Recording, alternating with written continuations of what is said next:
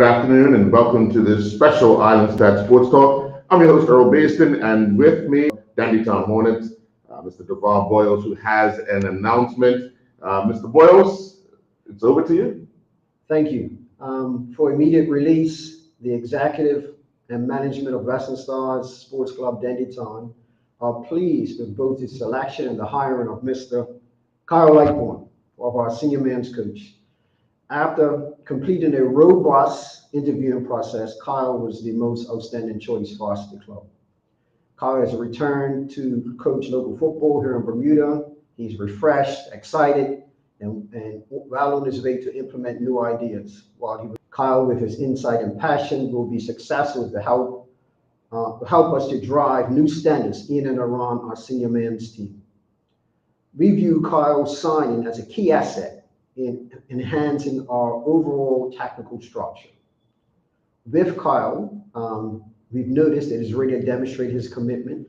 Since we had our first meeting, Kyle wanted a second meeting, and after the second meeting, he arranged another meeting with the players. So that says it all, his professionalism and dedication thus far. We think that with Kyle, with his tremendous experience, both in the local game as well as in the international game, international arena, the Dandytown football fraternity can greatly benefit directly and indirectly with his affiliation with the club. Kyle, welcome to Western Stars. Yes, thank you very much. Well, Kyle, I guess it's over to you, but what did you see in Dandytown that would have wanted you to put your name forward to coach the senior men's team? Yeah, first and foremost, I'd like to thank Dandytown or Western Star Sports Club for asking me to become their coach. I've had a year out from the game, from not coaching, didn't watch a lot of football last year. So it was an opportunity for me to just reflect. And when I really look back at it, I've been in the game for a very long time without really taking a break. And I enjoyed it to a certain extent. And I think, to your question, I had a couple other clubs that showed interest, and I spoke with Dandytown, and I like, what was happening and what they're looking to do, and it's something that I think I'll be comfortable and try and put my best foot forward for the club. Coming from a background from PHC into the international realm of coaching, you now find yourself at another club that's rich in history of winning trophies from the youth right through.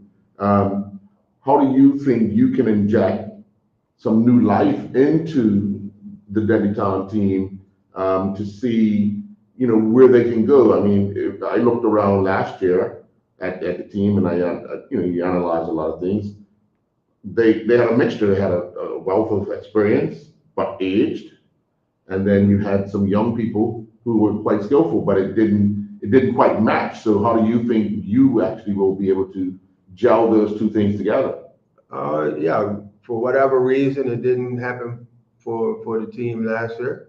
So I think I'm gonna have to come in and just maybe plant some new ideas. I think they've been on the right path, but then when you win things in Bermuda, sometimes the hardest thing to do is get them up to go and win again, because it's the amateur environment. But I want to come in and be able to bring that structure of being able to compete in every single level of the game, defensively, midfield-wise, forward-wise, and make it be a balance. I want it to be a good balance, throughout the whole team. That's what I'll be looking for. And the first year it may be a little difficult because you're feeling out the players, and they're feeling you out. So, but one thing I know, I will be giving it 100%, and I'm going to expect that from the players. As Mr. Boyle said, you had requested a meeting with the players. What was that reception like? I mean, some of them would know you from the national setup, others would know you from PAC. Yeah, I mean, I just want people to realize that I'm human. I'm gonna make mistakes. Uh, I don't go around saying I'm the best coach going.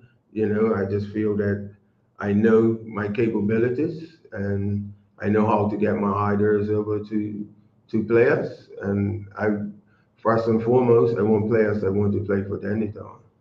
I'm not worried about bringing in this player, that player. I want people that want to play for the club and build that throughout. So it's a conveyor belt of players that just keep coming and coming and coming. I'm going to sidetrack a bit, Mr. Boyles. You think this announcement kind of sets up Dandytown for players that possibly would have left or players that was thinking about coming back? Setting this up this early is to get those guys thinking about actually coming back or staying and playing for Dandytown? Good question. I think the answer is mixed. So for us at the club, this has been like 2 years where we've had like indifferent form. It just wasn't good enough. So we changed coaches like in the last 2 years. We probably had like 5 coaches. Mm-hmm. So that says, is it a coaching thing? Maybe. Is it a players thing? Maybe. Is it a club thing? Maybe. So we really reflected. At the end of the season, typically we would have a meeting with the players. We didn't do that because nobody was in the right space. But we knew we had to do something. So a new tactical structure has been formed. And the whole focus was to get someone in the seat as early as possible. And luckily for us, Kyle has identified with what we're trying to do in the new direction that we're moving. And so the players will have a choice. I mean, I don't think I would like to think Kyle coming in will sway them to stay. But if they, like Kyle said, we want people committed to Dannytown because we have to raise the standards. Mm-hmm. So maybe, so that's what I'm saying, this is a mixed question. Maybe some players will view Kyle as the tipping point, they will stay. But I think those who are true to Dannytown will be there, and we want them to be there. And we'll take it from there. Whoever's there, we embrace them, hug them, and get it done. Yeah. We have to find a way. Over the years, Kyle, you've watched the Dandytown team, or you've coached against the Dandytown team. They have a certain style. In the national program, you kind of changed the way Bermuda played. How much tweaking do you think you're going to have to do at Dandytown to convince them, that it's a new way of playing? Yeah, I'm a great believer in, there's no right way to play and there's no wrong way to play. I have to look at the players that I have at my disposal and work out what's the best system for us. Yes, I will try and put my stamp on how I want us to play, but if the players aren't able to achieve that, then I have to look at what's right for that team at that moment. So, I'm not looking to force the issue, but I will be putting my ideas in and hopefully, the club can grow from that throughout the youth systems and the rest of the coaches can learn from that and be able to, make that a part of their curriculum. When you look at what you've been able to achieve at the national level, at the local level, even in your playing career, how do you think those things set you up for this new adventure? Because, I mean, people would say, oh, that's a true PhD person. Here he is now going to be becoming the 30th coach of the Western Star Sports Club in football. Yeah, but this is sports. I love sports. I think PhD is on the right path. They're always going to be my club. I support them, but it's an opportunity for me to grow again as a coach, to start and go, and also help Bermuda in the long run. I've always been in it for the right reasons. I'm not just saying, Dandytown, I would never coach Dandytown or some other team. Yes, I'm for PAC, but that's a part of life. You move on. Like, yeah, I'm going to want to go to PAC and I'm going to want to beat them. That's just the way life is. They're going to want to beat me. And we just have to accept that and don't worry about all of that and just, move on. I want to raise the standard of football in Bermuda. I want to raise the standard of the coaches, make them think outside the box. When they come up against a Dandytown team, they know they're in a match. That's where I want to get it to. That's where I would like to see it. And by the end of the season, everybody's played against Dandytown and say, hey, yeah, we may have won that game, but we had to work hard for it. And that's always been my motto for every team that I coach. You look at the start of Robinhood to the end, and I left.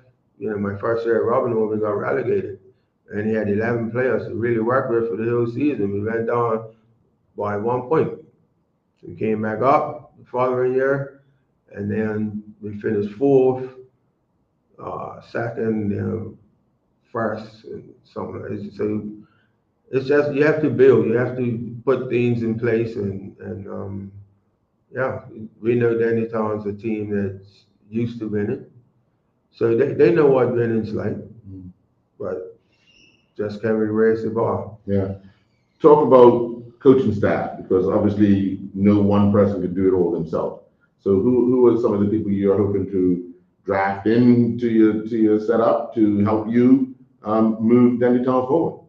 So yeah, and the thing that we did talk about during our meetings is trying to bring someone else through the coach. So at this present point, we're still out looking for an assistant, but we have senior players and ex-players that are at the club, like in Sion Darrow and Dante Labrock, who are at Dandytown, and we haven't put that final piece in place yet, but that's something that we'll be looking to do in the next, few weeks. Sure. Back to you, President. And because you mentioned his name, and a lot of people would have thought that with Dante coming to Dandytown, he would have been actually the progression to become the next coach. Sure. Obviously, he has his academy going, and he's quite busy. Was that a thought process in not, I don't even know if he applied, but in not having Dante? Like I said, we had a robust interviewing process. So Kyle was the most outstanding choice, but other people were interviewed. And in our reach, what we're trying to do is better align our club. So where Dante is now, I wouldn't like to speak for him, but I can say his role at the club currently. He's a skills coach. He's been doing that for the last year and a bit at the club. So what a skills coach is that they do small sessions, individual sessions, small group sessions with anybody at the club.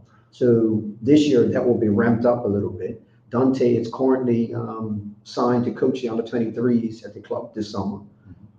Dante is projected to do the under-18s next year. So Dante is going to get a lot of reps. And if he progresses, I guess, as well as he would like, and if the club and him can come up with an agreement like any coach, then yeah, he can be the next one in line when Kyle says puts up his hand to say that's it, then hopefully we have somebody in place. And that was one of the remits from Kyle, as he mentioned earlier, that we're looking to kind of do it from within, but we recognize that it hasn't worked. So there's a need to bring new impetus, fresh ideas, fresh face to help us. Now you have another new coach. Patience of the Dandytown supporters. What do you say to them with a new season coming up, new coach, probably introduction of some new players, new style, a lot of new. Yes, but I guess what we want to always fall back on is support. So for example, any coach coming into Dandytown might say, okay, that's probably not the coach to come in, because in the last year and a half, we've gotten rid of coaches, or coaches resigned, or the club's went a different direction. But we would like to think that we were very supportive, but we just made a decision, and those coaches still want to work with the club. So that's something that we didn't push them away, because everybody has ideas and everybody has value. So that's what we're looking to do. And as it relates to Kyle, it's just again patience. Kyle knows his experience. We know we're experienced that, just like a player coming in, a coach coming in, the first year he can be flying.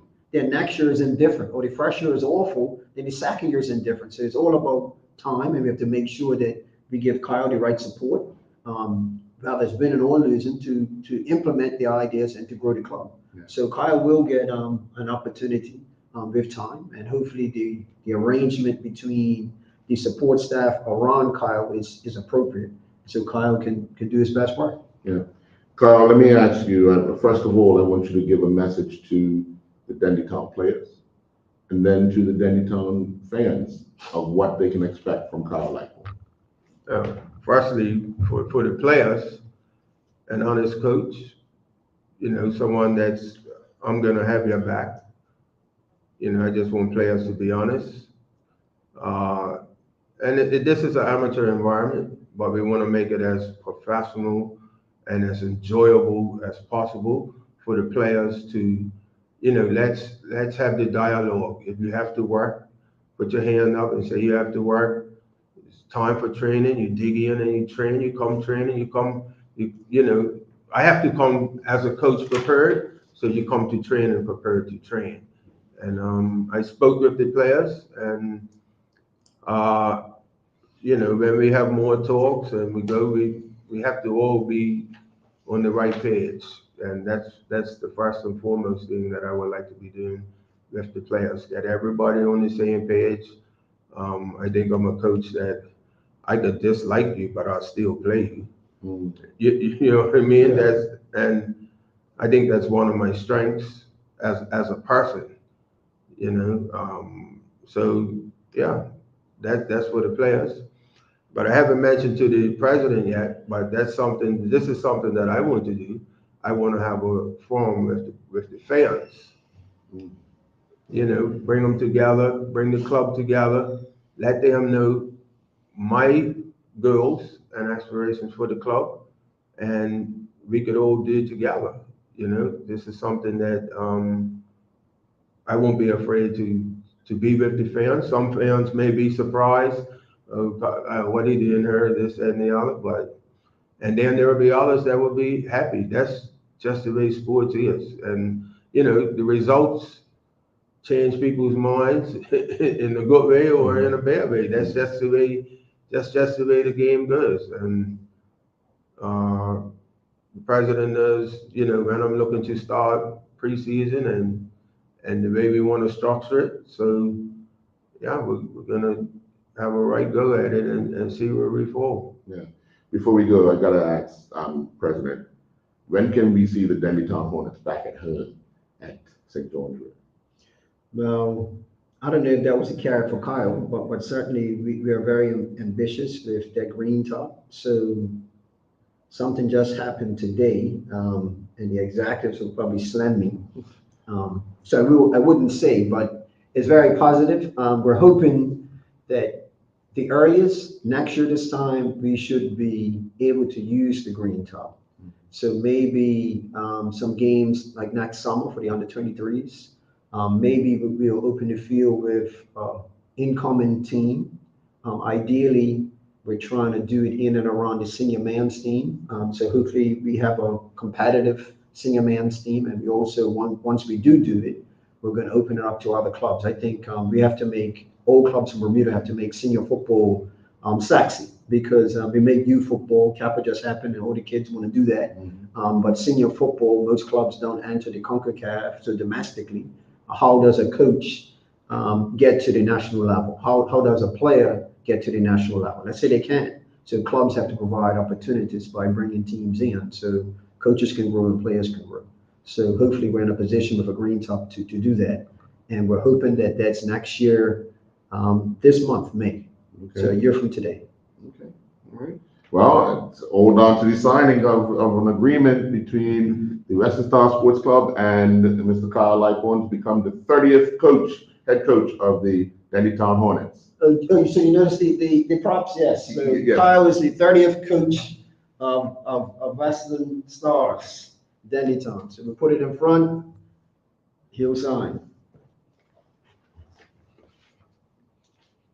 The audience, what color pen is it? I already indicated it was a brown pen.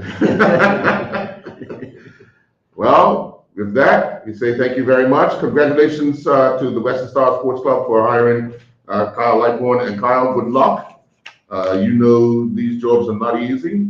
It's a matter of convincing people, a team, to follow the lead and do the right thing. So, and I know Denny Town want to get back to those winning ways. And we wish you all the best that it could actually happen under your tenure. So good luck. Thank you very much. Thank you. All right. Thank you. Cool.